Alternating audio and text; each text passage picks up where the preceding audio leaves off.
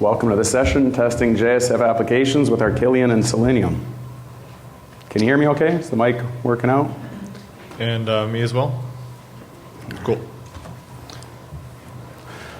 So today we're going to start with a brief review of back-end testing the application that runs in the server. Then we're going to look at testing our front end, our GUI code, specifically our JSF applications with Selenium and the tools that Arquillian provides to help us do that. So who are we? I'm Brian Leatham. I work at Red Hat, the Rich Faces project lead. And I'm Lincoln Baxter. I'm the JBoss Forge project lead.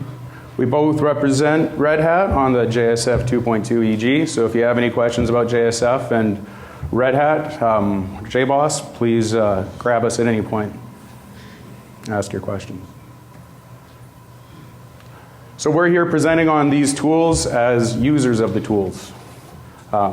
Use these and the Rich Faces project to test our components, test sample applications. So I want to give a moment to call out the people behind these great tools and let you know who they are. So, and actually we have some of them in a room right here. That's right. Aslak Knutson is the project lead of Arquillian. So just to get a feel for the audience, figure out who you guys are. How many in the room are JSF developers, right? JSF applications. Excellent, that's great. Wow. And how many are using Arquillian to do testing currently, testing of their backend? All right, okay. And how about Selenium? Is anyone using Selenium to test their web applications? All right, good show. So we'll talk briefly about back-end testing. There's been lots of other sessions at Java 1 this week that have covered this, but we'll use it to set the level where Arquillian comes into our testing of our projects. So we're all familiar with testing our back-end logic. Writing unit tests is a common way to test our back-end logic, our server-side logic. Unit tests are really easy to write when the logic is self-contained, and we can write a unit test that, given a set of input, we can test the output of our function. We can take this a step further by mocking objects and mocking layers in our application. But one of the driving goals behind Arquillian is that we want to focus on writing real tests. We want to test our code in container. And this way, when we go to production, we'll have no surprises because our tests are going to demonstrate that our code works in the container as we want it to in production. But when we take a mocking approach to testing, if we're not careful, we can end up in a state where we're testing our mocks and not testing our application itself. So this is where Arquillian comes in. Arquillian brings the container to the test. When we write our test, we're going to create what we call micro deployments, so small bundles of our application, isolating the pieces that we want to test in that particular test that we're writing. We're going to deploy that to the container. Arquillian's going to do that for us, and we're going to run our test in container. So with that brief introduction, we'll get into a simple example of a back-end test. We're going to follow the GREETERTEST, which is, if any of you have looked at the Arquillian guides, it's one of the first guides you come to, demonstrates how to write a simple test of CDI injection. So here's the bean that we want to test. It's the greeter bean. It's going to build a phrase using a phrase builder helper object. We're going to inject this phrase builder in the constructor. So you can see already that as soon as we bring injection into our injection into our business logic, we either have to mock this injection to get the class, to be able to test the class, or run it in container. So with the Arquillian approach, we run it in container, we'll resolve the injection, and be able to run our tests. So just a quick look at the phrase builder, what it does, so we know what is going to happen when it runs. It's just going to return a string saying hello, including a parameter that we pass. So the test itself. You guys, I don't know if there's anything you can do about this now, but it's really hard to see the text from here. Yeah, so the test is small. I'm going to zoom in on the relevant pieces. Can you see that test, the exploded part? It's still a little hard. I know, I have 20 centimeter and I think somebody less than that is going to have trouble. If you guys want to squeeze down, that might help. We Yeah, if anyone's having trouble seeing the this. screen, they want to take a minute to move over, I can give you a chance to do that. So here's our test. It's it looks essentially like well, it is a regular JUnit test, but we've annotated it with this run with Arquillian class. So that is going to signal to Arquillian that we want it to enrich this class and deploy it to the server. So what does run in container mean? So what does run in container mean? Next. Threw me a curveball, Lincoln. So we, instead of just running this unit test in our IDE, in our local JVM, where the test's going to run, we would not be able to perform the dependency injection if it ran in our, on our desktop environment. Right, we probably wouldn't have like JSF running or like the database or any of that stuff either, right? That's right. So we're going to create an archive that we're going to deploy on our server, that Arquillian is going to deploy on our server for us. It's going to run the test and assert the assertion in the server.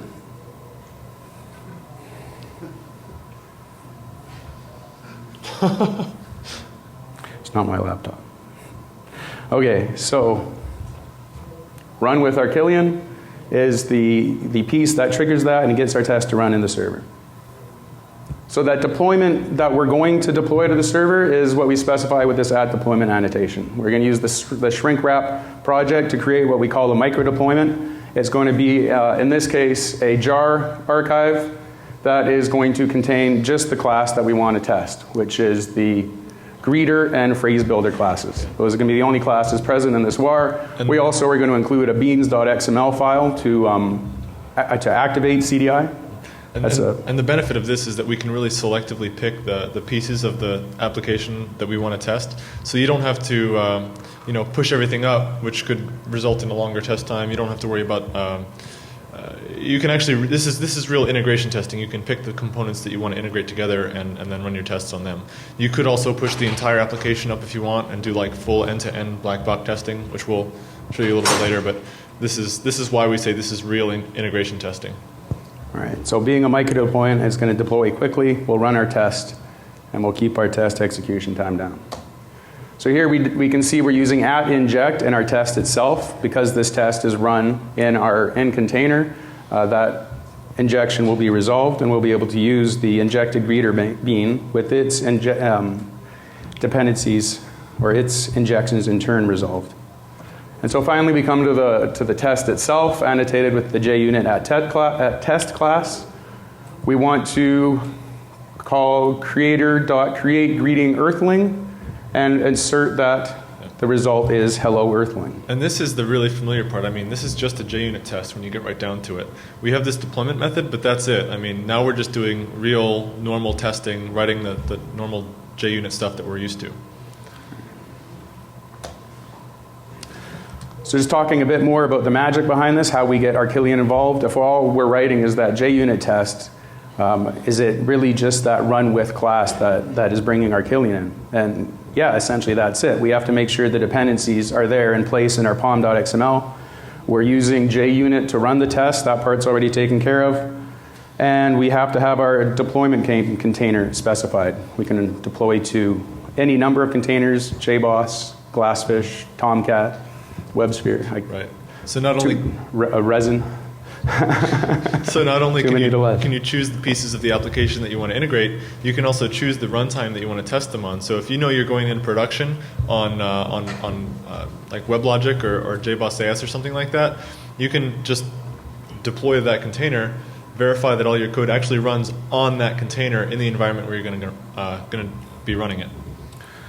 So and there's additionally an Arquillian.xml file where we can optionally configure our deployment container. Not a requirement out of the box.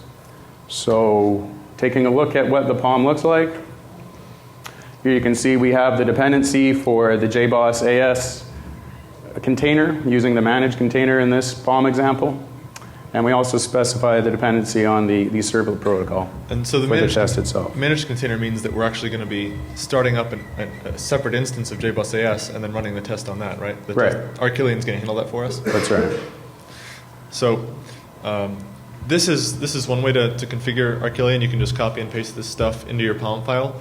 But there's also a plugin for JBoss Forge, which will let you set up Arquillian and configure the container. It'll even download, set up the POM file to download JBoss AS, so you don't even have to put it on your disk. It'll just do this automatically as part of the build. And that's a plugin for JBoss Forge that was written by Paul Baker. And it lets you do all of this setup in like one line. Just, set up Arquillian, enter, and you're done. Is everyone familiar with JBoss Forge? How many people have heard of JBoss Forge here? All right. Awesome. So the plugins for Forge definitely help out when it comes to writing Arquillian tests. So with that, let's look at this demo running. So here we have that same greeter test that we were looking at before. And we see we have the Arquillian annotation. This tells the JUnit how we want to run this test. And our deployment method, where we select our greeter class that we're going to package up into the micro deployment and then push out to the server. Down here, we're going to inject the greeter into our test, and then we're going to assert that it behaves as we expect it to.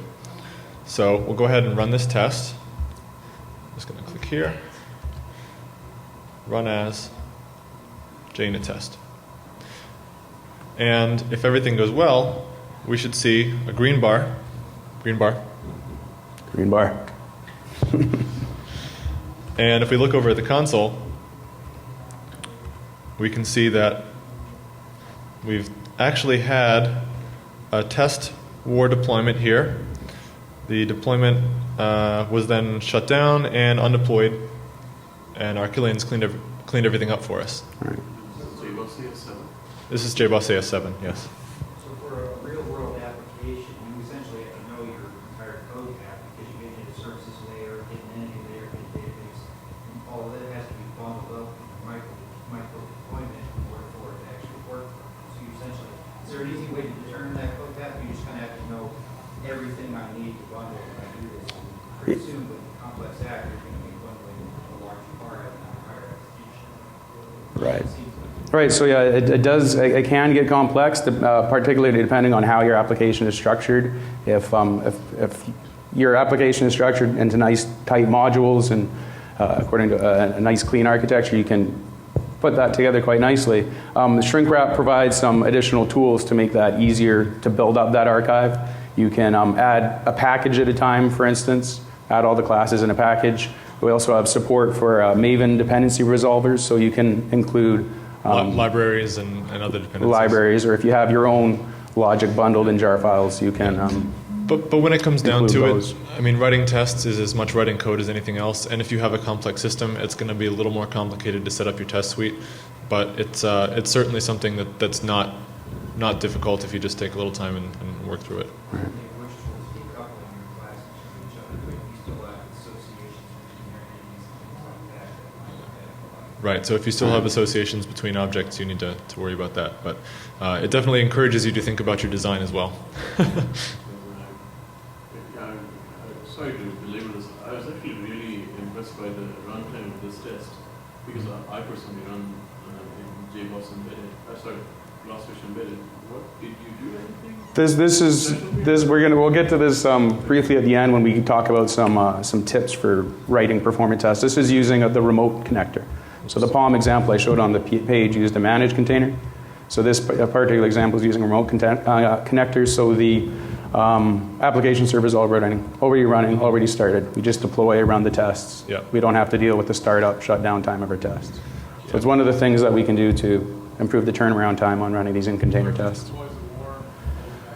Yep. Right.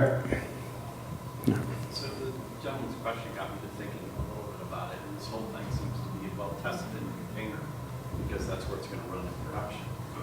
But if I'm making a deployment that's actually different than production, and that seems to me like I'm testing something that isn't going to be in Right, so we're going to have various stages of testing. We're going to have, this is sort of targeting you know, the unit testing. Are my classes doing what I think they're going to do? And we're going to have additional layers of testing, integration testing, functional testing, where we're going to want to make sure that the system behaves as it wants to. This is just a lot of levels where you're going. Right. So what we're showing you right now is integration testing, and we'll get to black box testing.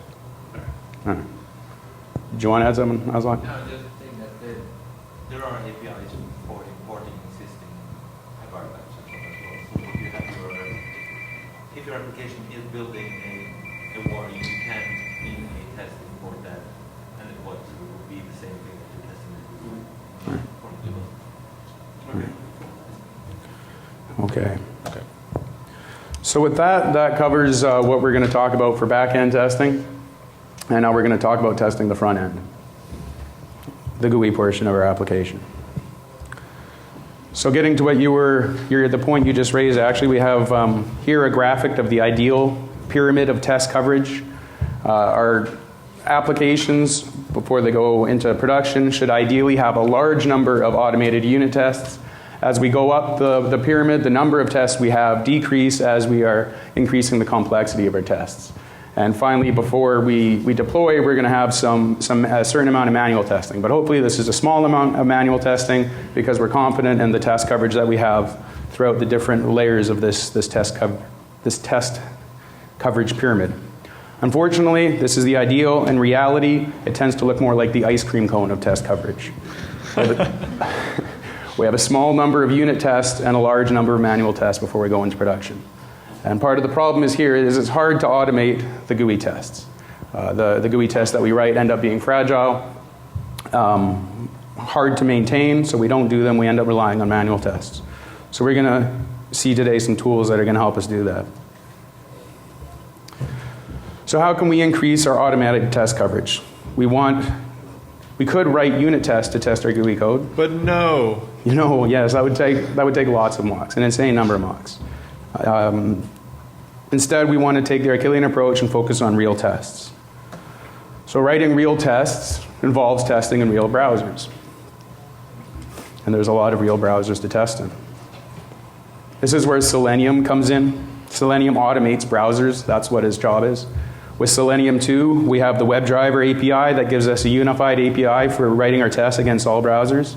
It even covers HTML units, so we can write headless tests, which are ideal for running in a CI environment. So let's take a brief look at the Selenium API itself. One key class with Selenium 2 is the, just before I get into it, I just want to say we're going to focus on Selenium 2. Selenium 1 had a different API. With Selenium 2, we've introduced the WebDriver API, and that's going to be the focus of what we're talking about today. So with the WebDriver class, it's the class that represents the web browser. It allows us to manipulate a real browser running in our desktop environment from our Java code, from our test. Some key methods to point out are get, to perform a get call and load a page, and find element that lets us find an element on the page. The find element takes a by argument that lets us look for an element by ID, by CSS class, by XPath, by just about any selector you can think of. It's very, very rich API. What we get back from that find element is the web element class. And this represents an HTML element on the page, so a particular bit of the DOM. And then we want to manipulate those bits of those HTML elements, those web elements, to interact with the page. So we can do things like clicking on the elements, send keys allows us to put input into these elements. We can get text to retrieve the value in these elements. And it also supports the find element by method, so we can find children elements from it.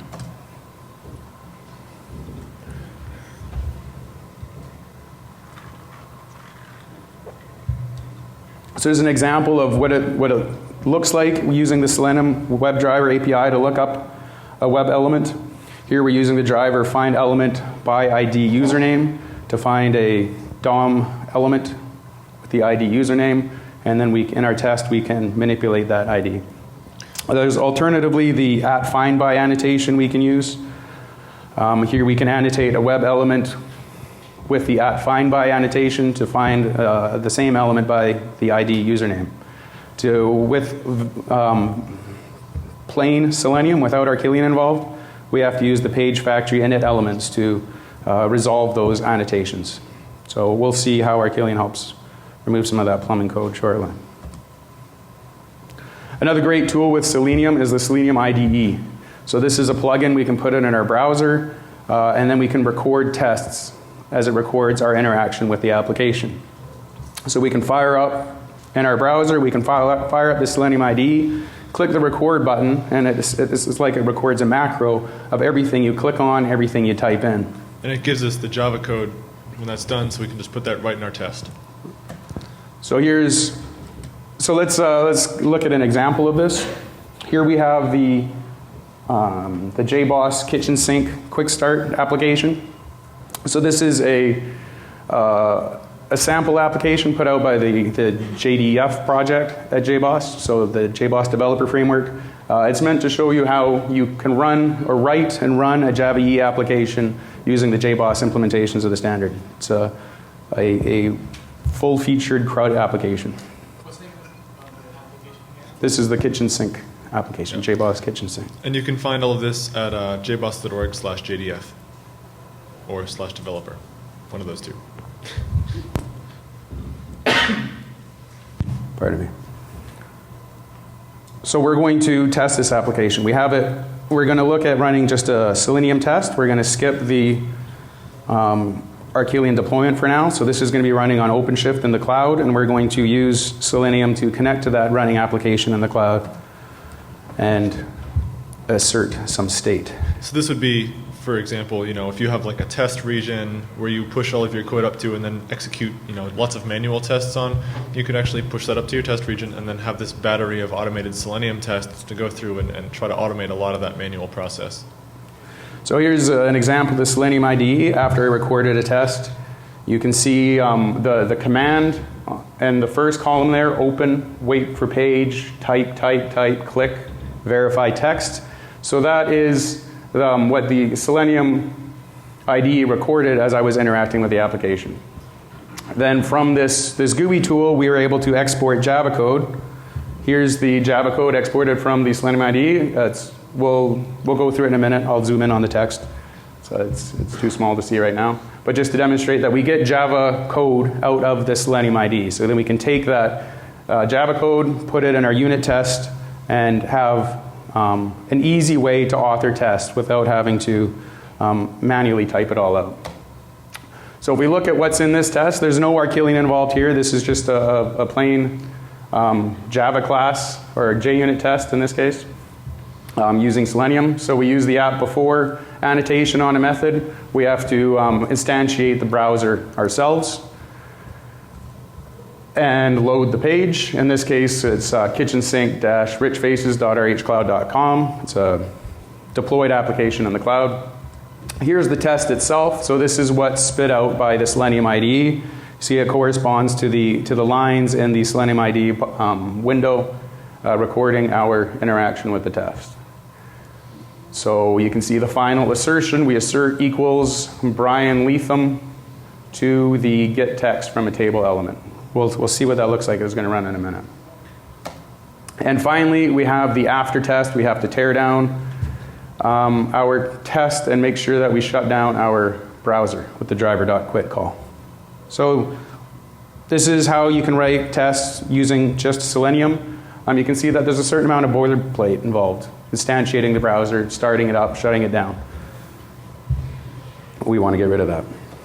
Before we do, let's take a look at a demo of the Selenium example.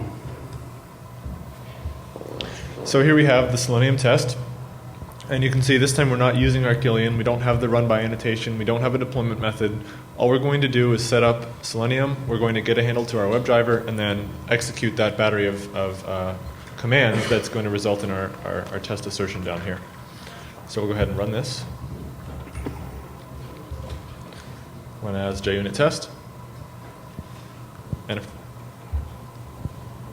Get rid of the pop-up there. sorry. So we see the browser start up here. It goes ahead, fills in our information, submits, and when we come back, we have our assertion. We could have actually also set a breakpoint here and we could have stepped through our test case as it was running, and it would have paused the browser and all that good stuff. Right.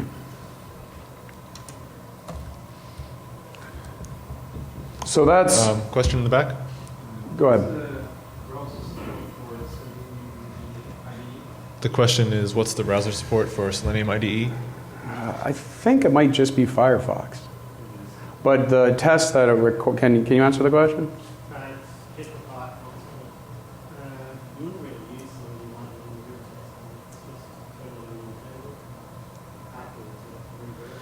Yeah, we're not going to use Selenium IDE. Yeah, I can see anything else but Firefox. Right. Yeah, it has the, there's the Firefox plugin. But then what it does is it writes Java code to the WebDriver API. You can then run that test against an arbitrary container. So we're going to look at how we're not going to want to use Selenium IDE because Selenium can give us some problems. Particularly when you use a Selenium IDE, the tests that it authors do not have enough abstraction, and they're highly repetitive. So we notice in that Java code that was generated, where is it? I'll go back. Here you go, Brian. I have it right here. I have it zoomed in. Okay, so you can see that we're doing driver.find element by ID. We not only have to go through our applications, our views, our JSF views, and make sure we assign everything in ID. Being a JSF application, as we start changing the parents around, that ID is going to change. This is really fragile. As soon as we change our JSF page, this kind of lookup is going to fail. And we're going to always find ourselves updating our test to match our changing application. Go ahead. Switch back. So, with just plain Selenium, we're going to have a maintenance problem. We want to be able to better automate our client-side testing and the way we've automated server-side testing. So we want to be able to just deploy the app, run the tests, and be assured that those tests are going to be resilient to change. So we've already got the container lifecycle managed. Text isn't lining up there. So Arquillian has got covered for us the start up and shut down of the container. And the piece that's not on, can you switch to that? Yeah. We'll just leave it running on that one. This one's got an alignment issue. So yeah, Arquillian has us starting up, shutting down the container, creating the testable archive, and deploying the application. But what about the client lifecycle? How can we achieve some better automation on that? This is where the Arquillian, a number of Arquillian extensions are going to come into play. We're going to talk about these extensions. I'll just cover them very briefly right now before we get into them. The first one we're going to talk about is Arquillian Drone. So Arquillian Drone brings the browser to the test the way Arquillian brings the container to the test. It's going to automate the life cycle of the browser in our tests. Arquillian Graphene is going to integrate Selenium with our Arquillian tests and allow us to write Selenium tests the Arquillian way. And we're going to talk about Arquillian Warp, which is particularly interesting for JSF applications because it allows us to run a test on both sides of the request. We can, in a single test, we can have an assertion on the client and an assertion in the server. So Arquillian Drone, the first Arquillian extension we're going to talk about, its job is to manage the browser lifecycle. Arquillian Drone,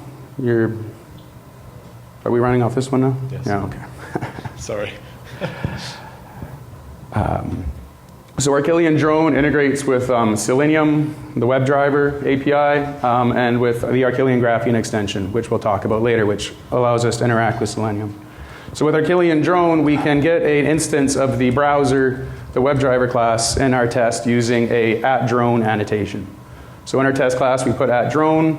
We're going to have a browser there available for us to use in our test, and we don't have to deal with the life cycle ourselves and the before or after test method calls. Additionally, this will work seamlessly with the Selenium server. When we want to invoke use Selenium server in our test, which gives us a an already running browser that we can use across multiple tests to save that browser startup, shutdown time. We won't have to change our tests. Our Arquillian drone will work with that for us. And finally, another advantage of using the @drone annotation is I have a snippet here from the Arquillian.xml file where we can configure what browser we're using. So here we have the extension with the qualifier WebDriver. We say that for the browser capabilities, we want to use Chrome. So when that's in the Arquillian XML, drone is going to inject an instance of the Chrome browser for us to run our tests. If we want to change that to Firefox or HTML unit, we will run that browser for our tests. So this is done through XML configuration. So, can I ask a question on that? So, Sure. does that mean we need to create a different test for each browser? I know it means exactly the opposite. So we create one test, writing to the WebDriver API, and then in the configuration of our test, when we run the test, we specify which browser we want to run those tests against. And we're actually going to do that using Maven profiles. So you can just kick off the build, kick off your tests using one profile on the command line or in your IDE, another one, and just run off. You could run them all in Right. sequence. So we can use the Maven build to do a text substitution in the Arquillian.xml file. And so by activating different, jumping the gun a bit here, but by activating different Maven profiles, we'll be able to run our test against different browsers. So it's writing less tests and targeting multiple browsers. In the case of everyone's favorite browser, can you actually say things like 8 and 7?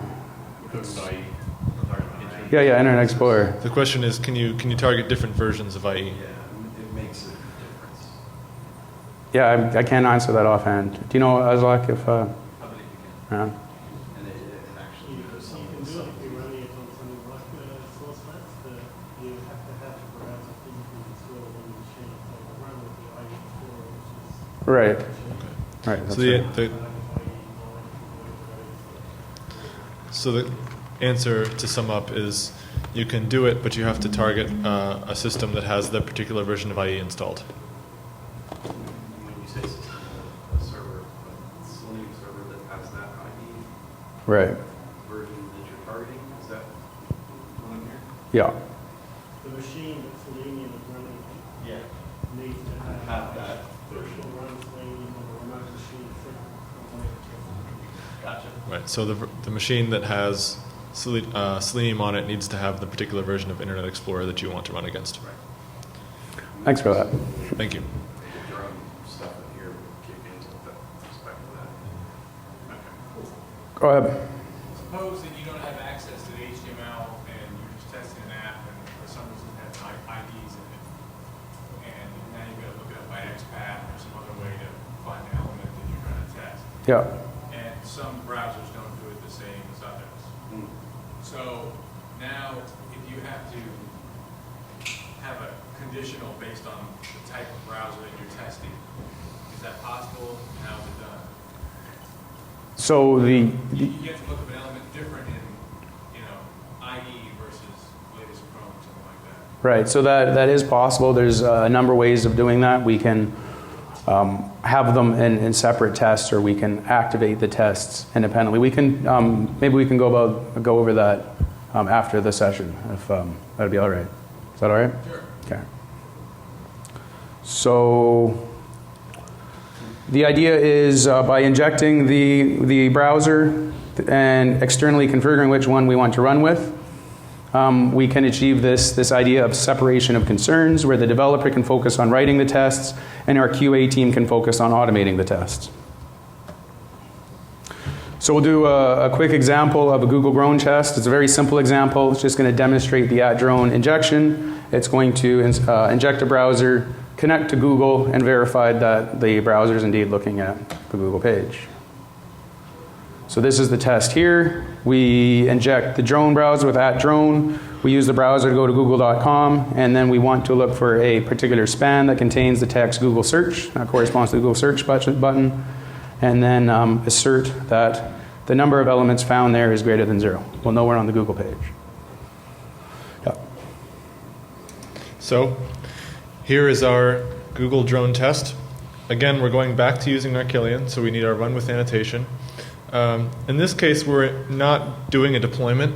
We're just going to inject our WebDriver so that we get a handle on the browser, and then we're going to open up Google, like Brian said, find a few elements, and then make an assertion. So let's go ahead and run this. And we should see the browser pop up, go to Google, and we get a green bar. Green bar.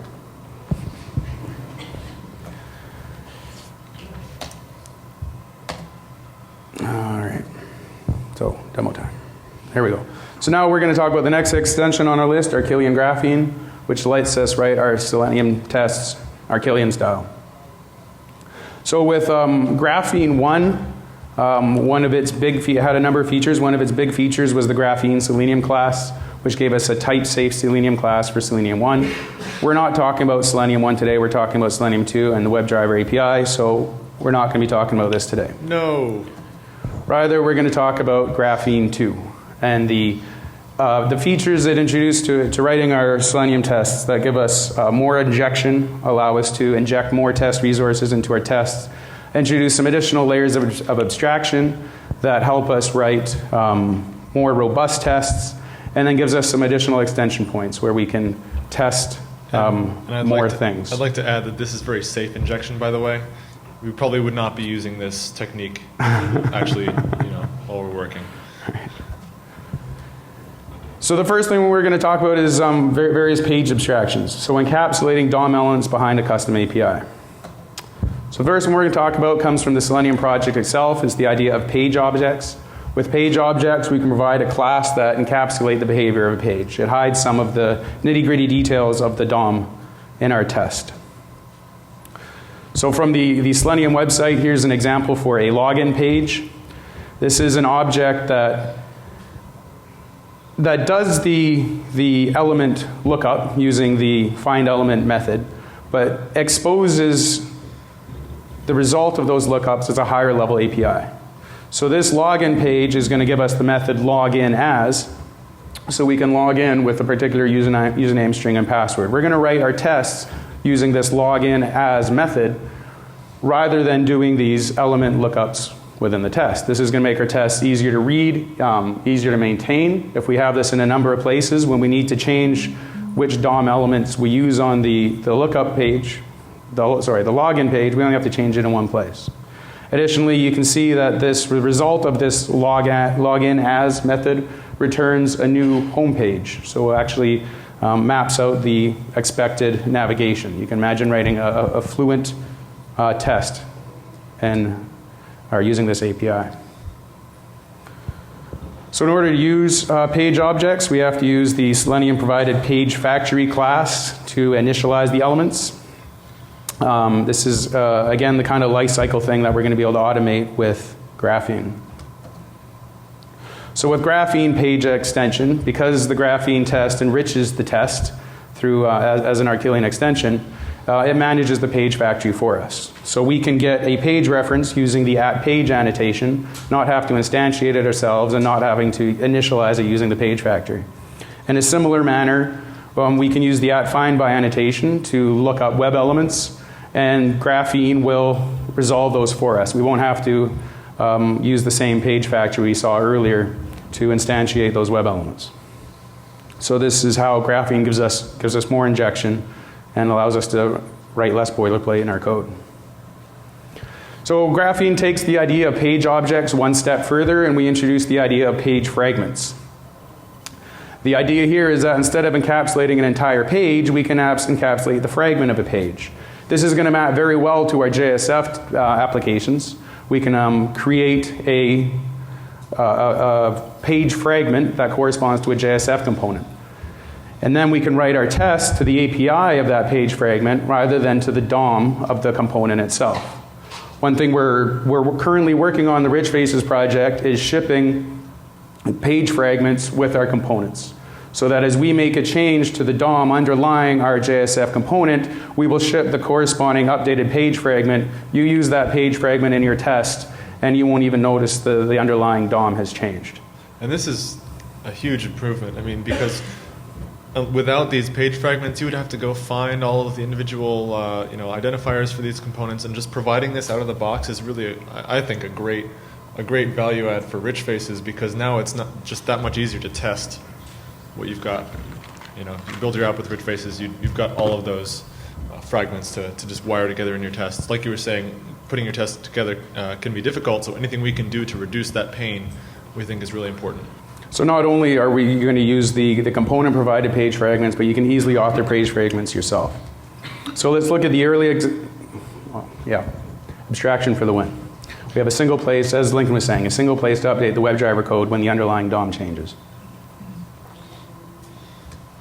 Right, so we'll get to an example of that shortly. I just want to cover a few more Graphene APIs first. So quite often when we write our client-side tests, we find that we have to wait.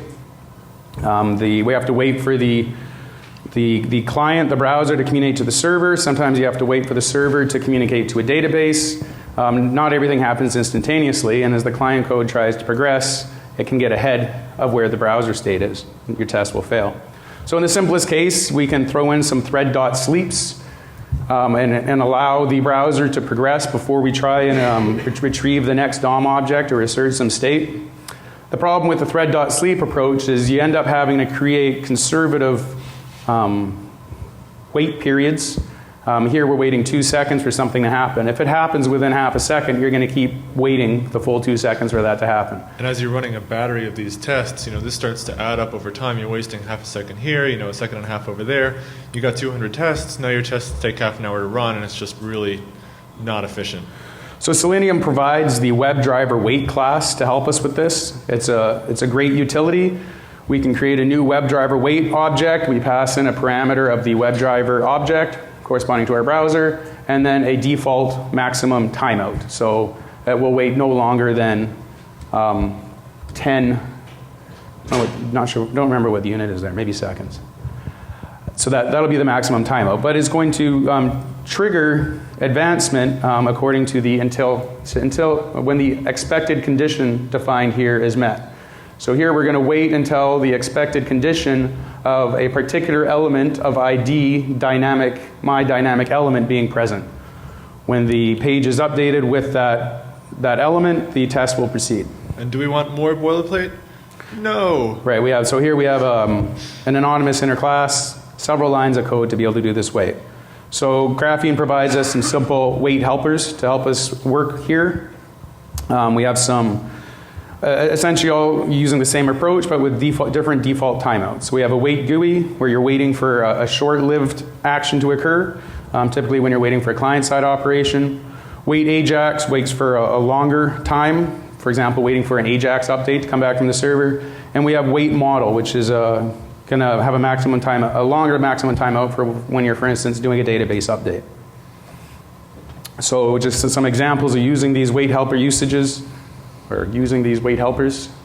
Using the wait model approach here, we're starting with looking up an element by ID button, and then we want to wait until that element that element has a child ID that is visible. The next line, we want to look and make sure that that element does not contain some text, blah, blah, blah. And the similar variations on that. Another approach to waiting that Graphene gives us is what's called request guards. And so request guards just wait for either an HTTP or an XHR, an AJAX request to complete. So in here, in the usage that we see guard HTTP button dot click. That's going to block progression of the test until the HTTP request initiated by that button click returns. So it's a very concise and powerful way to write your tests and have them wait on the server response before proceeding. So an example of some usage of the request guards here, we inject a couple of buttons, one that's going to trigger an HTTP request, one that's going to trigger an AJAX request.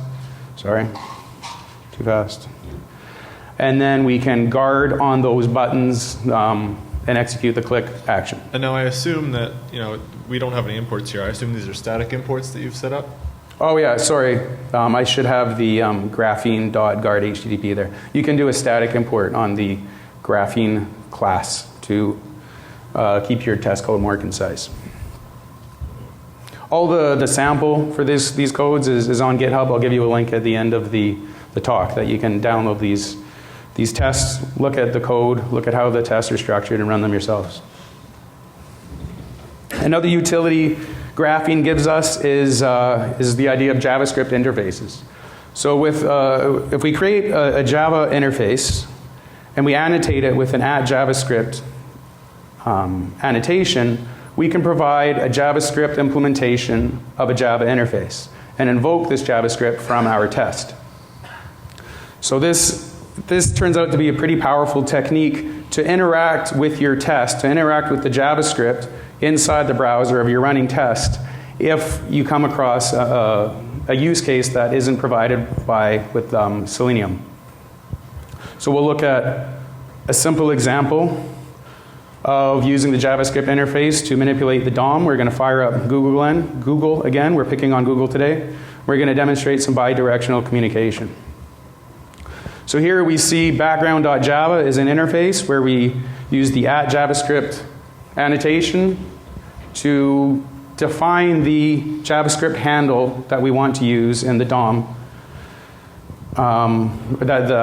to manipulate the test. So in this case, it's @JavaScript myBackground.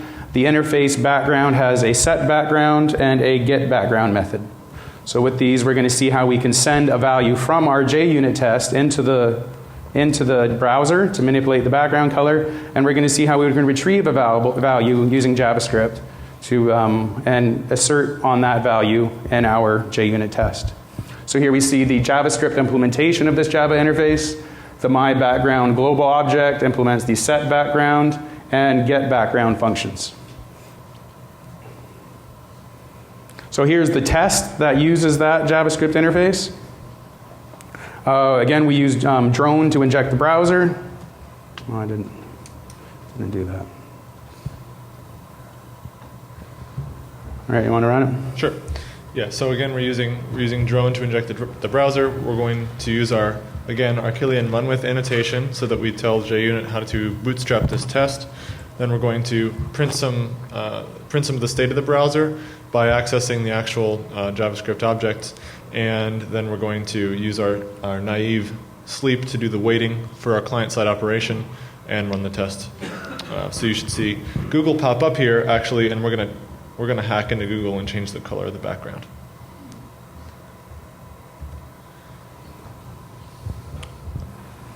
So there's Google, and there's red Google, and we're done.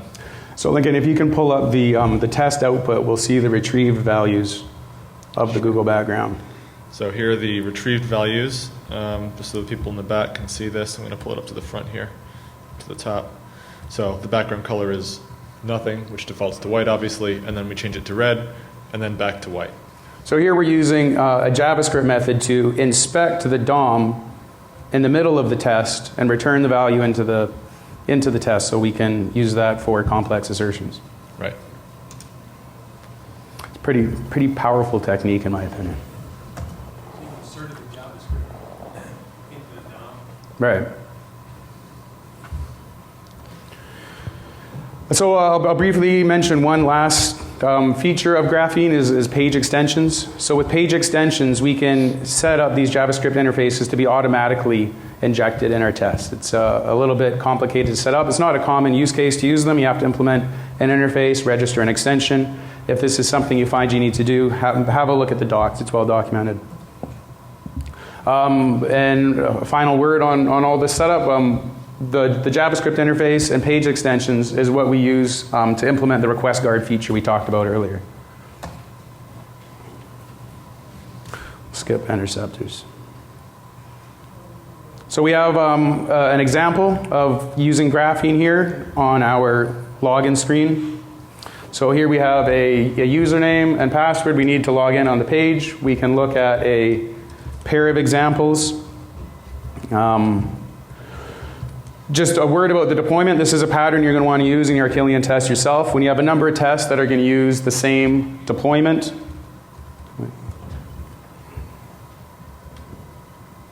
a little bigger. We have a number of tests that you can use the same deployment. We tend to put them in a single class and access them through a static method. And then in all the tests that need to use this deployment, we can retrieve this shrink wrap deployment and build on it by adding additional classes. It gives us a common base to work around, keeps our the business of creating these shrink wrap archives simpler.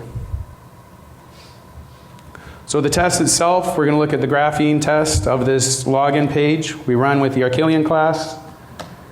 As usual, here we can see the deployment. We're just going to return the result of that static call to our deployments class, keeping our test code dry. Here we see a series of injections to get our browser and the web elements we want to look at.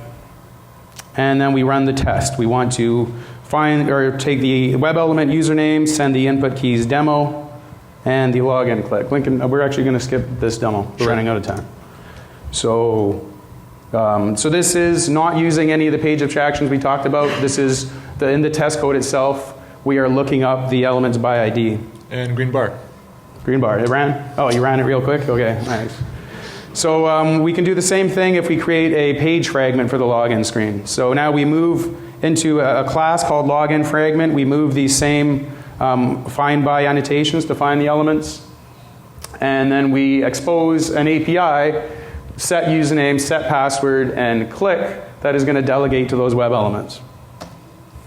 So when we write our test now, we use the @find by annotation to inject the login fragment rather than injecting the individual web elements. And now our test is executing against that API. So login form, set username, login form, set password, login form, click. You can see now we've achieved a certain amount of robustness. If we change the underlying DOM API, we update that page fragment, we are no longer going to have to change this test or any other test that uses that API. We are going to update our page fragment. Any test that writes to that API is going to be stay stable. And so you could think of if the promise of Java is write once, run everywhere, the promise of this setup is write once, test everywhere. All right. So we have a demo of this. I'm skipping the demos at this point because I really want to get into Warp before we completely run out of time. Green bar. Green bar, it worked. Excellent. So the last extension to talk about is Arquillian Warp. Arquillian Warp allows us to test on both sides of the request.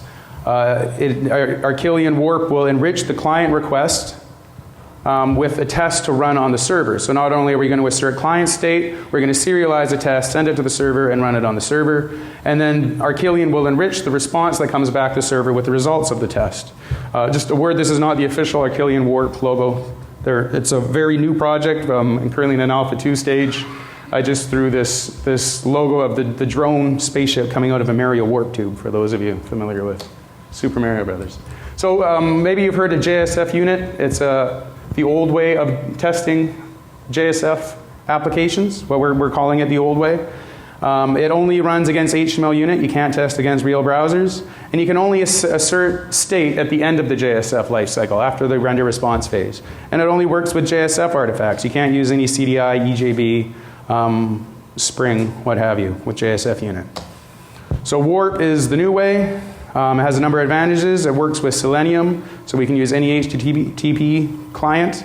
And it can test the entire JSF lifecycle. We can assert state at arbitrary points throughout the JSF lifecycle. We can test any injectable resource, CDI, EJB, any framework. We already have a Warp extension for Spring has been contributed to the project. Still in its infancy, but it's there. So here's a Warp example, again picking on our login page. So in addition to the run with Arquillian class, we have to annotate this is a Warp test. We create the deployment using our static deployment, but here we have to change the beans.xml file. So we have to remove the beans.xml file we used in all our other tests. We put a new one. And the reason for this, we're still trying to work out a more seamless way of doing it, but we're going to put these test classes on the server, and Weld is going to try and resolve the dependency injection on the server. When it gets there, it gets confused. So we put a beans.xml file in that says ignore these test classes when they get to the server. We'll be cleaning that up in the next alpha stages. So we similarly have our annotations to inject the browser, inject the login fragment that we're going to code against. We We load the page using the browser.get call, and then we execute a new client action, login form set username. This part inside the client action is going to run on the client. This is exactly the same as we saw on the graphene test earlier. The new bit is at the end we call verify new check username. Pardon me. Check username is a class that's going to have an assertion that we want to run on the server. That's going to get serialized and sent to the server. Finally, we have our assertion that we contain, that we can find a browser list element with the text welcome. So let's look at what that check username is. It's a server assertion. It runs on the server and container, so we can use the @inject annotation. Here we're injecting this credentials object, and then we can set our assertions throughout the JSF lifecycle. So we can say before the update model value phase, we want to assert that the credentials username is null. Then we can say after update model values, we want to assert that credentials.getUsername is demo. Pardon me. So here we can see we're asserting on the server that the login action has worked. We've updated our backing bean with the value as expected from the browser.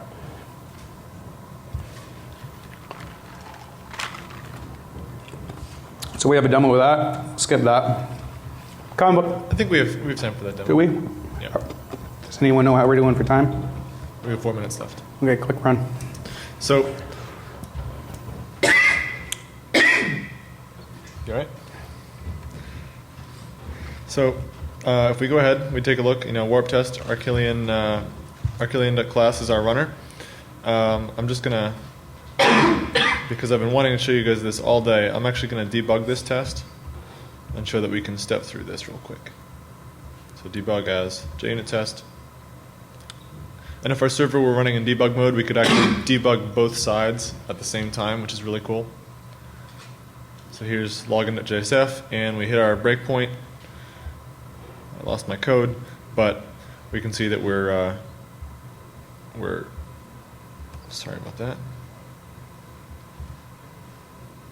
We're now broken, and we can step through line by line. And if you go to the browser at this point, you'll see the browser's waiting. Yeah, it's just sitting here waiting for us.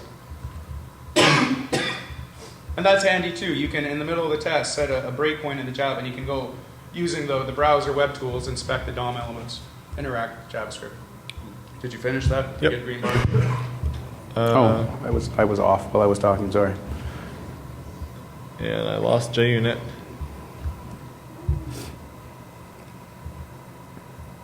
Where'd it go? It's nothing like running Eclipse in a 1024 resolution. There we go. Login page test, green bar. Okay, green bar. Okay, so I'm going to end with some mentions on best practices for reducing your development time turnaround. A couple questions along that theme today. First is we want to use a remote container. It's Arquillian has the capability using a managed container, firing up the container every time before running the test suite. But as you're developing, doing a quick turnaround on writing your tests, you're going to find that waiting for the server to start up is a bit Cumbersome. Cumbersome, good word. So use a remote container. The server's always running. We just deploy to it and remove the deployment.